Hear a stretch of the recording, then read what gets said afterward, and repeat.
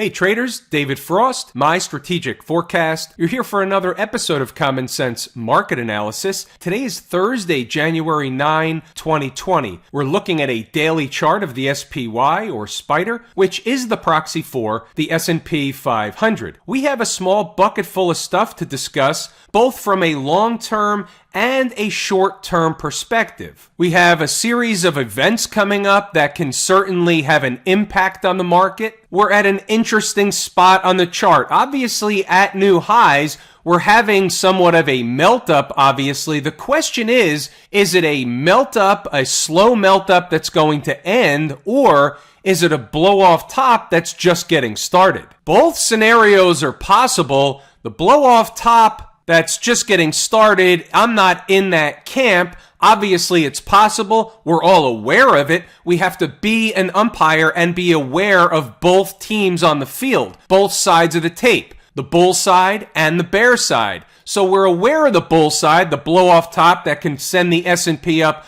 another couple of 100 points. Who knows? That's possible. It's not probable from where I sit. What's probable from where I sit is we're petering out from the slow rolling melt-up. Petering out could certainly mean higher prices, and it probably does mean higher prices, but there's a couple of things that are culminating, so we're in that window of opportunity, if you will. Let me give you an example of one of those things that's culminating that can have an impact on the market, certainly based on where we are on the chart. Let me lay out a hypothetical scenario. Tomorrow, being Friday, we have a phony jobs number. Okay, that's something to sink our teeth into. The market can move on the phony jobs number, not because the market participants understand or even care where the phony jobs number comes from, but it's an excuse to move the market.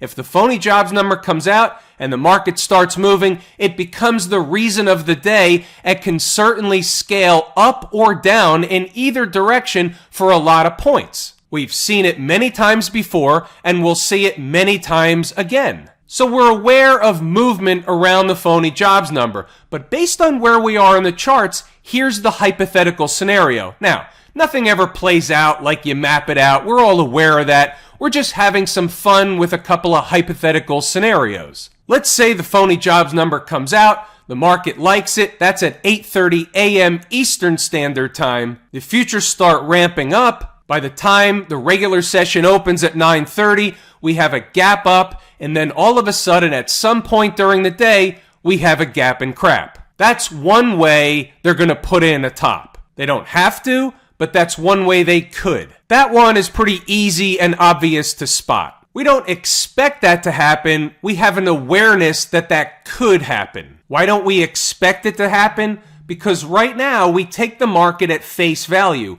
Right now the market's a duck. It's in an uptrend. There's technically nothing wrong with the market. There's nothing technically wrong on the chart. So we just take it at face value. If it walks like a duck and talks like a duck, it's generally a duck. It's been a duck. Therefore, we use the 80-20 rule. 80% of the time, it's going to be a duck. 20% of the time, it turns out to be some kind of ugly duck or something else entirely. We also have something to curtail on the end of that, and it's something I heard this morning. I don't watch a lot of CNBC, but from time to time, I do listen to what they're talking about on CNBC.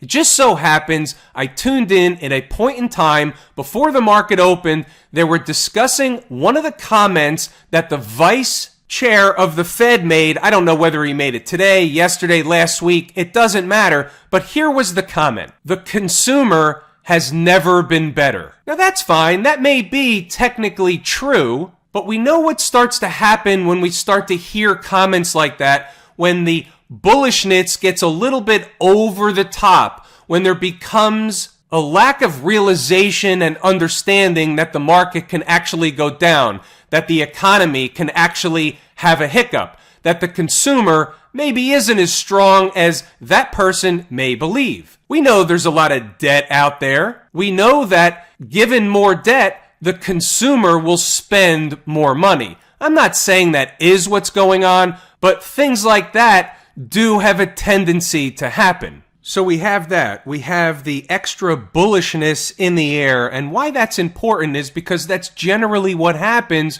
when you're at a top. You have extra bearishness at a bottom. You have extra bullishness at a top. Now, you can't measure to what extreme that gets. There is no measurement. Specifically, when you're at extremes, you don't know exactly how extreme it's going to get. I'm not saying we're at an extreme right now, but we're getting close to at least a temporary extreme, if not longer than temporary. Are we bound to see a pickup in volatility going forward into and through January, into February? The answer is yes, mainly for a couple of reasons on the top of my mind. Number one is we have earnings season coming up, so things can always get interesting in and around earnings season. When does it start? Right around next week. They'll start to trickle out, and then they'll start to flood out in full force. We also have that time component that I keep talking about. It really falls on the week of January 20. January 20 is a Monday.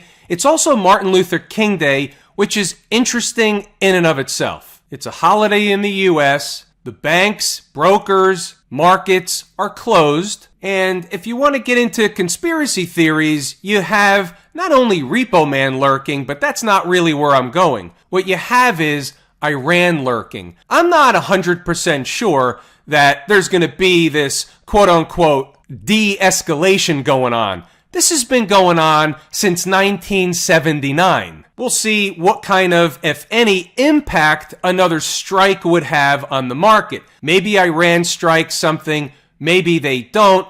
I think it's lurking. Net, I think we're coming into an important time zone. I think we're there right now. Days away, couple of weeks on the outside. That's my take until something tells me to change the results of my work, and that would be none other than new and fresh work. Right now, it feels really, really wrong, so it's probably good. Is there anything that we can see on any of these charts to give us any new information? The answer is not really. All that happened today was the market basically went sideways all day long and then started a push at the end of the day. That's it. Nothing more, nothing less. Here's a short hop. Did we know that that was going to happen? We had an inkling that that would happen as the day went on. It looked like that would happen. It smelled like that would happen. It was a duck. Using the 80-20 rule, it just is what it is. So what I'll do is I'll scroll up and you can see what were in the notes.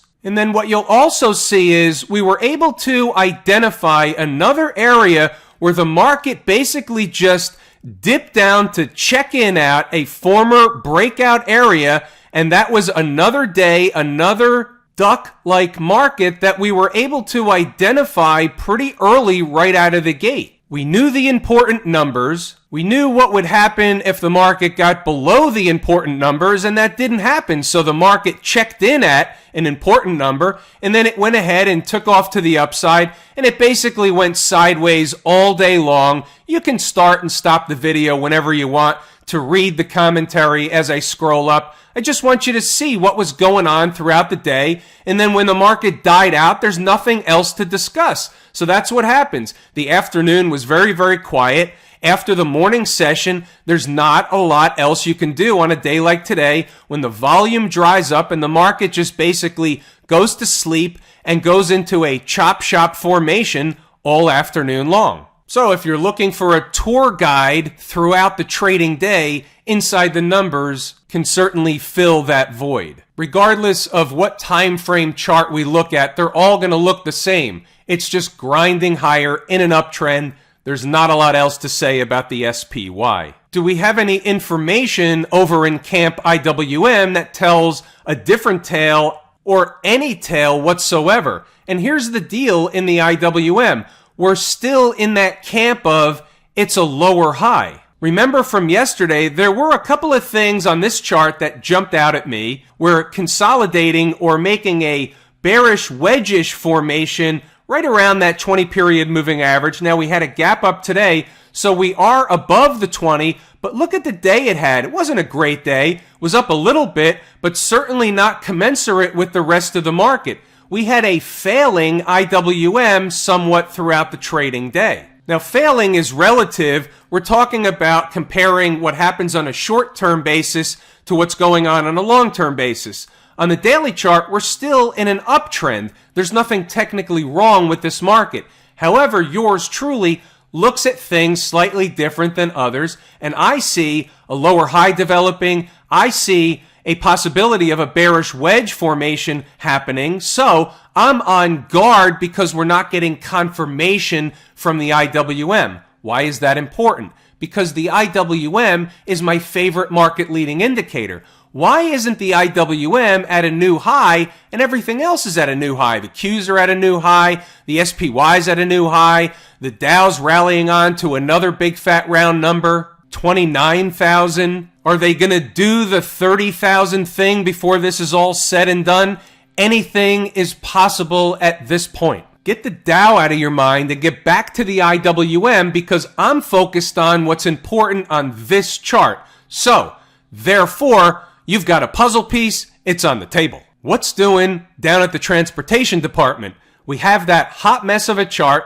They blew my lower high out of the water yesterday, and here we are in a narrow range day, made a high or a new high by a handful of points, fell back down. No new information in the transports whatsoever. Although, I will throw you one short hop real quick. Here's a 120-minute chart, and you know I look for things that are odd on the chart. I have a screen that has a lot of different time frames on it, so when I glance over, I see the whole thing in one shot. Something that's a little odd tends to stand out really quick. Why did this one stand out? Because it's the only chart that I look at within reason. Obviously, I can bring up another time frame and see something very similar to this, but within reason, this is the time frame that stuck out that was extended away from its moving averages. I find that interesting. It's not normal. Therefore, we'll be curious to see what happens in the coming days with the transports. Let me give you an example of what I'm looking at. Let's just say in another hypothetical situation, the melt up takes a pause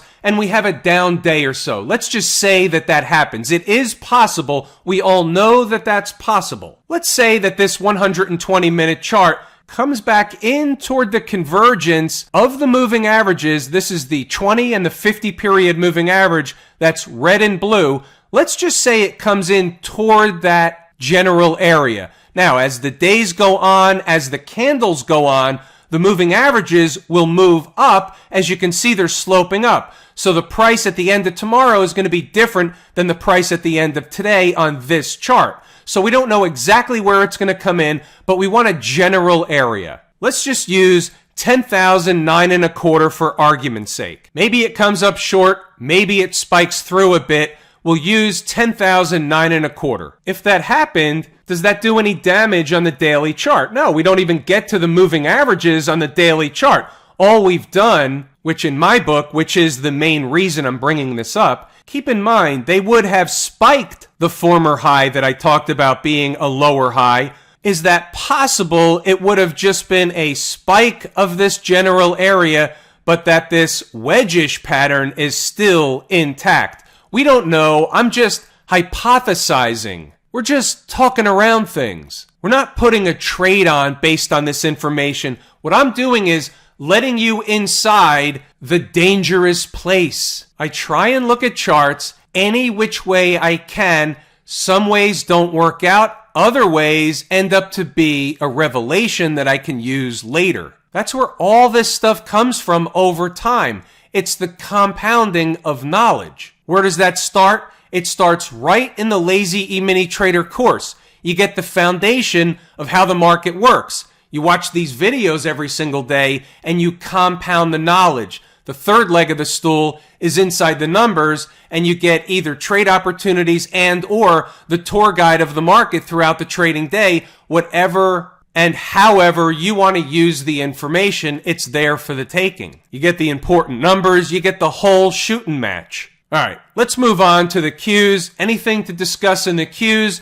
No, we're just entering past the ridiculous and into the land of redonkulous. Yes, we're in an uptrend. Yes, there's nothing wrong with the market, nothing technically wrong with the market.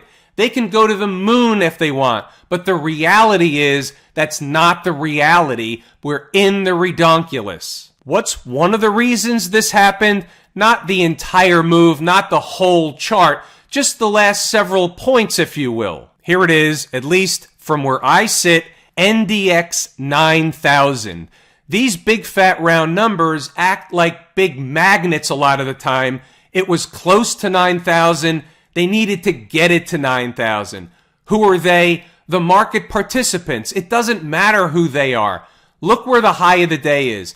9,004.55. It's an arbitrary number. They needed to get it to 9,000. Now, does that have to be the end of the road? No, it doesn't, but it's acting as a magnet. It's magnetic. Big fat round numbers are magnetic. This is the kind of stuff that Inside the Numbers members get each and every day. You just don't know what information you're going to get on what day. It's all based on what's happening in the market and what the market is drawing out of my mind. That's what keeps it fascinating. You never know what you're going to get every single day. You never know what you're going to learn every single day. Do we have anything else to learn from the cues? No. Let's move it along. How about the XLF? What's going on over here? Well, you'll find out that something interesting is going on, happened today. Look where the high of the day is. Happens to be $30.98. Why is that important? That's our monthly bogey. We're only at the 9th day of the month of January. However, it's interesting that we're not at a new high in the XLF. We're at a new high in the SPY. Why not the XLF? It's interesting.